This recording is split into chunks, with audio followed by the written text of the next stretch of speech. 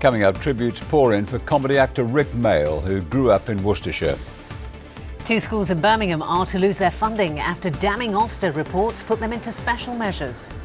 We take a look at the UK's first bionic splints, which allow an injured soldier to run again. That's at 6. Tributes continue to pour in for Rik Mayall, who's been described as a man who gave enormous pleasure to millions.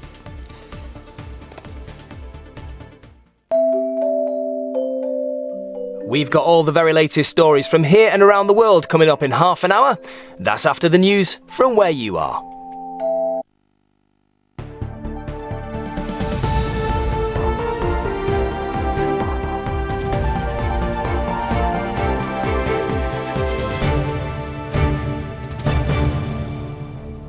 You're watching ITV News Central. On our programme tonight, tributes continue to pour in for comedy actor Rik Mayall, who grew up in Worcestershire. I remember him as a well-behaved, model student, but one whom I knew everybody was inviting to their parties. 2 schools in Birmingham are to lose their funding after damning Ofsted reports yesterday put them into special measures. Hereford United expelled from the conference over failure to pay football debts. And the former soldier paralysed in Iraq who can run again thanks to the UK's first bionic splints.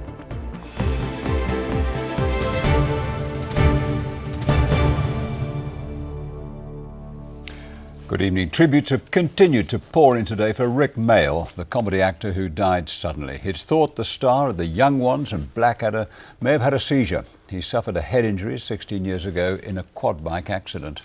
Well, he grew up and went to school in Worcestershire.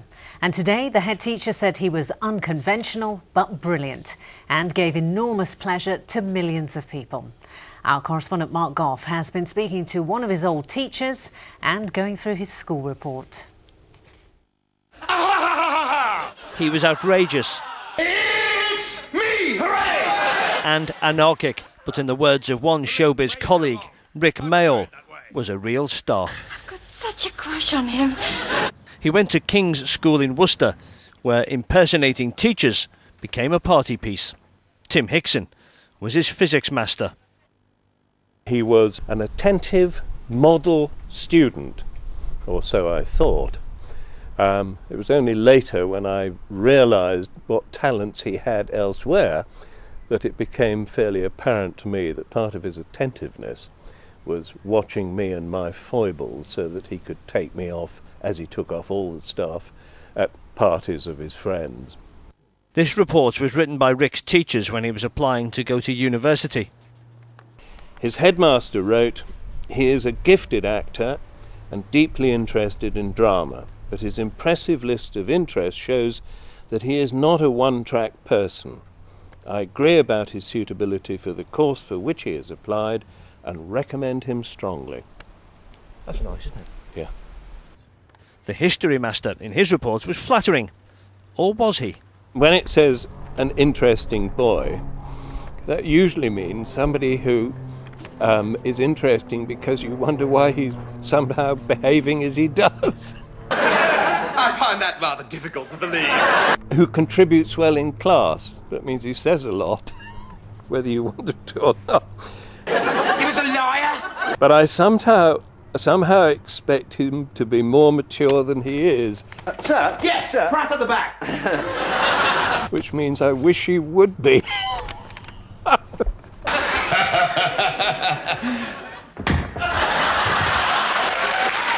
This afternoon, his daughter Bonnie wrote online that her father was wonderful, generous, foul-mouthed and hysterical. He was my idol, she said. I remember him as a well-behaved, model student, but one whom I knew everybody was inviting to their parties.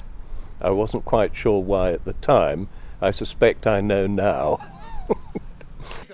A popular schoolboy who went on to be loved by millions. Mark Goff, ITV News, Worcestershire.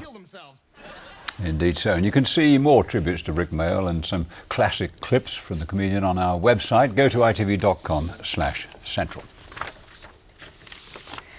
Two schools in Birmingham are to lose their funding after damning Ofsted reports published yesterday put them into special measures. Another two have been told their funding agreements could also be terminated if they don't act on Ofsted's findings without delay. Meanwhile, the Education Secretary's demand that British values be put at the heart of education has sparked a debate about exactly what he means. Callum Watkinson reports. After Ofsted put 5 schools in Birmingham in special measures yesterday, the Education Secretary called for British values to be put at the heart of British schooling. And we will put the promotion of British values at a European summit in Sweden today. The Prime Minister explained what he thinks those values are. Freedom, tolerance, respect for the rule of law, belief in personal and social responsibility, and respect for British institutions. Those are the sorts of things that I would hope would be inculcated into the curriculum in any school in Britain. At Old No Academy, downgraded yesterday from outstanding to inadequate, the parents feel the school already teaches those values and that the Education Secretary does not practice what he preaches. If we're talking about being hard-working, if we're talking about telling the truth, helping other people, regardless of race, religion and culture, this is what this school has been actively promoting. Values, we're talking about integrity, decency.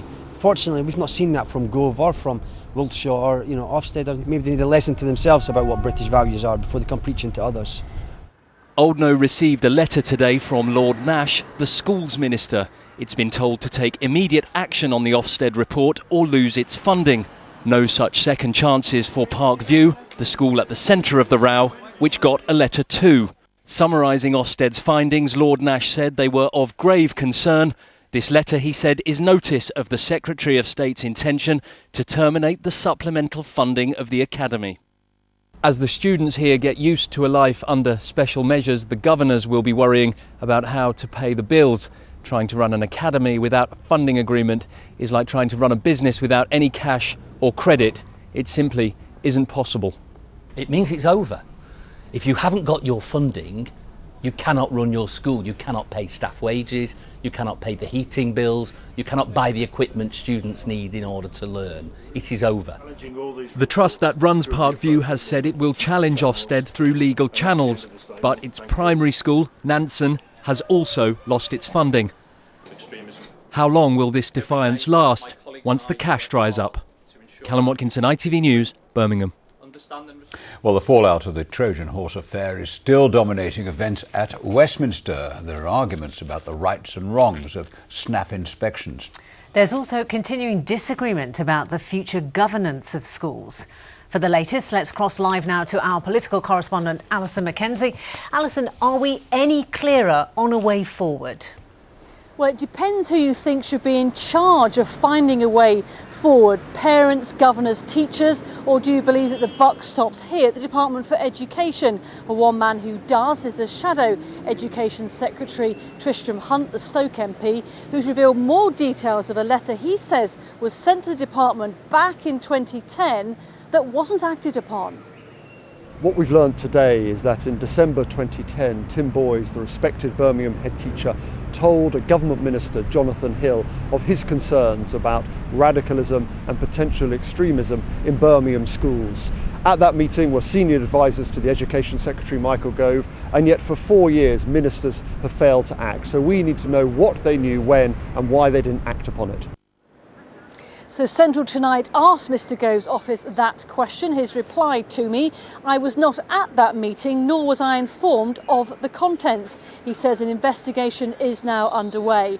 On snap inspections by Ofsted, he's all in favour, the National Union of Teachers against. If we actually had a system where there was local oversight within, for example, within Birmingham, where they had proper responsibility for making sure that schools were all working well together, then we wouldn't probably be in the position where there is this fragmented system and some schools are looked at and some schools aren't. This is a very political use of Ofsted. The National Union of Teachers believes that schools and teachers must be accountable, but it has to be on a proper, respectful and professional basis, and that isn't the context in which we're talking about Birmingham. So, Alison, do you think these rows are going to stop and we can see some progress? Well, it has to be said the spats, the arguments here are being patched up. Some would describe them as healthy debate. Some critics say the Department for Education should be put in special measures. Doesn't work quite like that. But as to the future, let's listen to these words from the Labour MP for Birmingham, and that is Liam Byrne. There are people on all sides who have got lessons to learn, and what we need to do is lay those things out calmly, because you know what? The most important people in this debate are our children, and right now it's their interests that are getting marginalised. Well, next month, another report to digest. This will be the findings of Peter Clark, the former counter-terrorism chief, sent in, so this saga isn't over yet. Thanks very much for that report.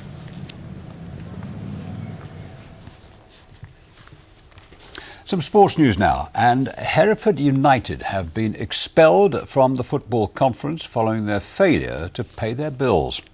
Well, for more on this, we can join our sports correspondent Steve Clamp, who's live for us tonight outside the football conference headquarters in Birmingham.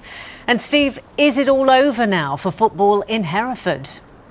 Well, it's certainly all over in the sense that this long-running saga about would Hereford United be able to stay in the football conference, that is over. It has been confirmed 2 days earlier than we thought, because originally the club were given until Friday to prove they could make the payments required. They're heavily in debt. That was extended until Sunday. They were given another extension until this Thursday, but clearly the club have put their hands up and said that we cannot make these payments. They're believed to be in debt of around £225,000. Around a third of that is to HMRC, the rest of it to various people, players that haven't been paid, staff haven't been paid, money owed to other football clubs. So the conference have made the decision that today Hereford United are expelled from the conference, and they don't just drop down to the next league, they drop down to one below that, because there's also a conference league below the National Conference League, the regional leagues, the Southern Conference. They won't be in that either. Not good news for Hereford United for now. Steve, thank you very much.